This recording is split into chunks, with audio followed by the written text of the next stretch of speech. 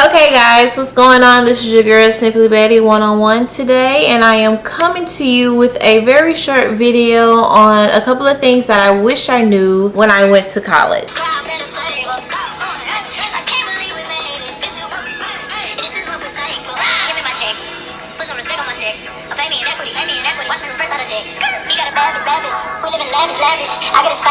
So, without further ado, I'm going to jump right on into this video. Okay, one of the things that I wish I knew before I went to college was being mentally prepared.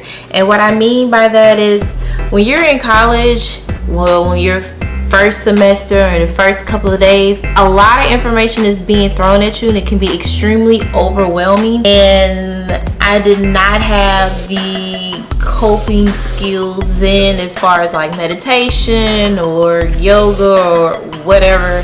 I think my coping mechanism back then was like drinking. I don't recommend that, but I wish I was better equipped with how to deal with a lot of information being thrown at me at one time. So being mentally prepared for that. Also, networking, as far as being mentally prepared, being prepared to network and get out of my comfort zone and talk to other people like my professors, the department of heads, the chancellor. All of those people are there to help you, whether you realize it or not. I know a lot of times when you're in college, especially in the first semester, you feel like you're all by yourself, and you usually just cling with people that are in similar situations with you, whether it's going to be your long-term friends that you meet in college. They're all in the same boat and they may not know just as much as you do. So either upperclassmen, your professors, your department heads, chancellors, president, counselors, whoever has been there and has the knowledge of how to help you maneuver through those first couple of weeks, especially those first couple of months, because things are ever so changing. You're trying to keep up with the pace. So networking is one of the things that I wish I was prepared for. Being creative. I never really explored my creative side in high school, so when I got to college and I saw all of these weird, well, they were weird to me, like all these, everyone was doing their own fashion style, they're experimenting with hair, and even some people were experimenting with food. Being creative in a sense of that way, thinking outside the box, basically. Even with homework assignments, when you have to work in groups, there are a lot of people who creativity skills were just through the roof, and I should have just really honed in on that. So hopefully that tip will help someone. When you're in high school and further back when you were younger, your parents take care of everything, or your guardian, or whoever is there to just help you maneuver through life or pick up the pieces wherever you slack off. When you're in college, there is no one there but yourself. Your parents literally have no access to your information, like your grades and your financial aid. And the only part of the financial aid that they have access to is like when they're signing the promissory note, or when they actually have to fill out the application themselves. Everything else is really pretty much you. So being thrown into adulthood responsibilities, I was not prepared for whatsoever.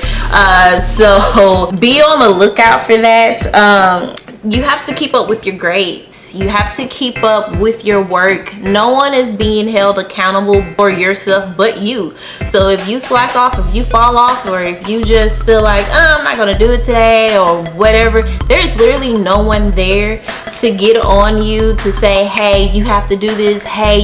There is no one there. Everything is literally all on you. Take notes, take heed, and take it as seriously as possible. Which also leads me to my next point, my third point, the financial aid and the student loans.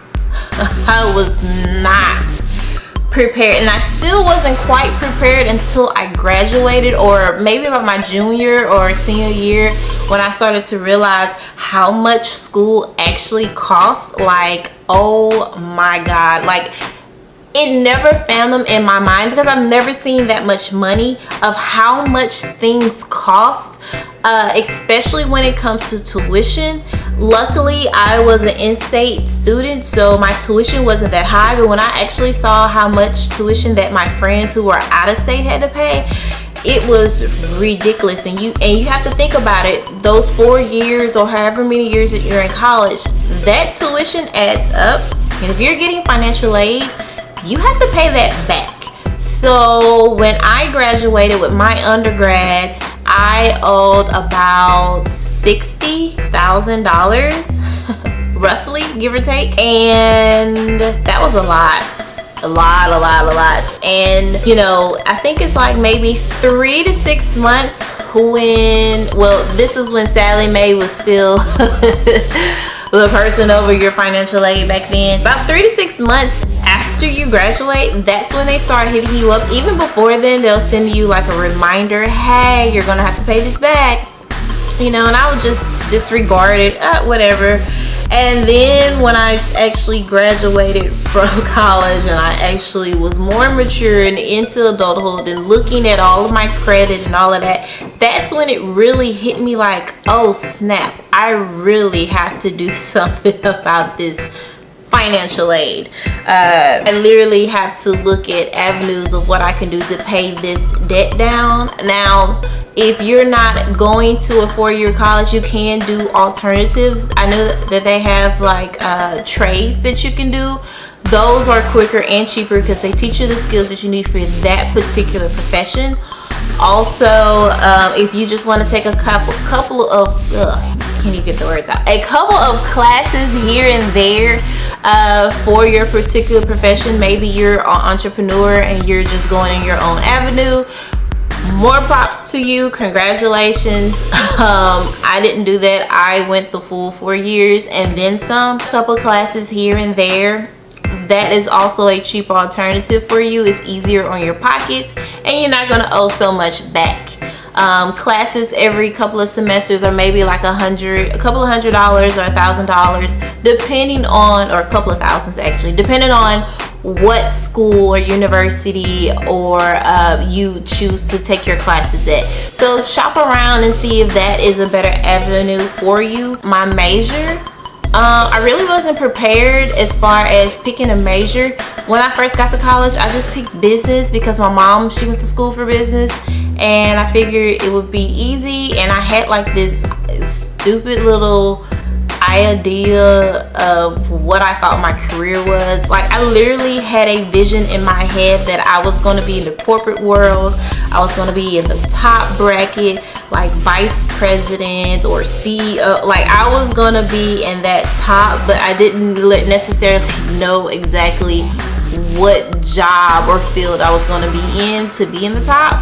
And so yeah, I was a little delusional, but hey, I was part of that mindset that I have to go to college, I have to get an education, I have to get a good job to work and live the rest of my life, instead of thinking, okay, maybe I should just do something that is more fun for me, and not necessarily just follow in my parents' footsteps. So I think about my, and yes, I do have a southern accent, sorry. So about my maybe sophomore, junior year-ish maybe, I switched my major to history because I was more passionate about history. And I know some people were like, what are you gonna do with a history degree? There are a lot of things you can do with a history degree besides being a teacher or a librarian. Believe me, there is a lot of avenues you can take as being a history degree major. But I did get a bachelor's in history, and then I went on and pursued a public administration's master's. Later on, I took a break, of course, but then I went back and got my master's in public administration. Being in college, you do have the ability to kind of figure out exactly what it is you want to do in your life. You could probably do the same thing without going to college, but you know, the experience is great for some of us. For me personally, literally, I went to a HBCU, Sun University. SU. The experience at Southern literally prepared me for adulthood.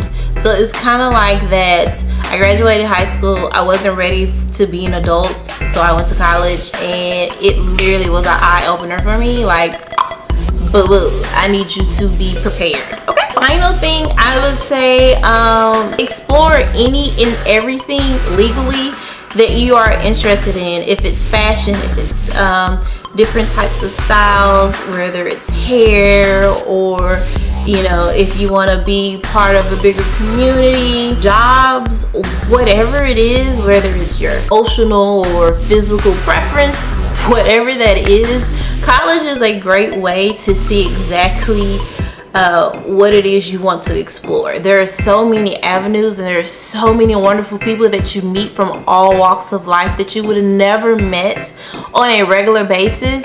It is just so wonderful hearing, you know, everyone's story and how they become, how they got there, and what their plans are. It was just a great experience as far as exploring your options, as far as what do you want to do in life, and just exploring things for fun. If you want to travel for a living, there are plenty of careers that you can do that, you know, that you can take on for travel. You could be a travel blogger, you can be a truck driver who drives across country. Of course, you're going to be sitting in a vehicle the whole time, or most of the time, but yet you still get to travel.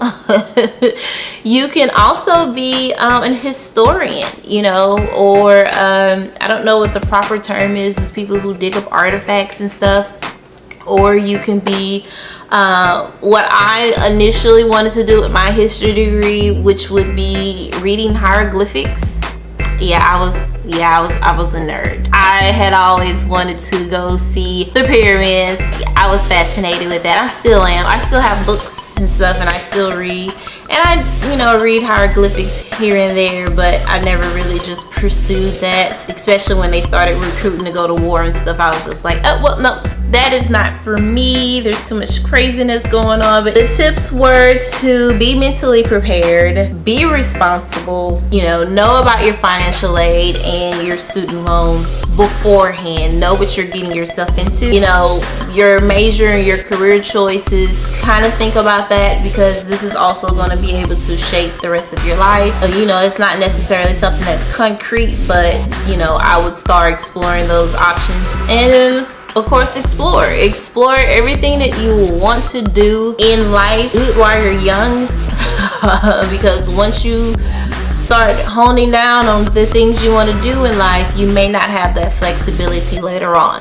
So hope you guys enjoyed this video. Like I said, it was going to be a very short, quick video, and I do keep my promises. This is your girl, Simply Betty 101. I hope you guys enjoyed this video. Hit the subscribe button. You can also follow me on any of my social media platforms, and I will see you guys later. Mwah. Lavish. I got expensive habits. I got expensive habits. He wanna go away. He loves to roll away. He wanna be with me. He wanna give me that vitamin D. Ice ornaments. Ice style ornaments. You ain't on this. Don't think they own this. Bottom of jet. Shut down the lid. Philippe the dick. Get off my dick. Give me the ball. Give me the ball. Take a time shift. Call my girls and put them all on the spaceship. Hang one night when y'all say I'll make you famous. Have you ever seen the stage going ape shit?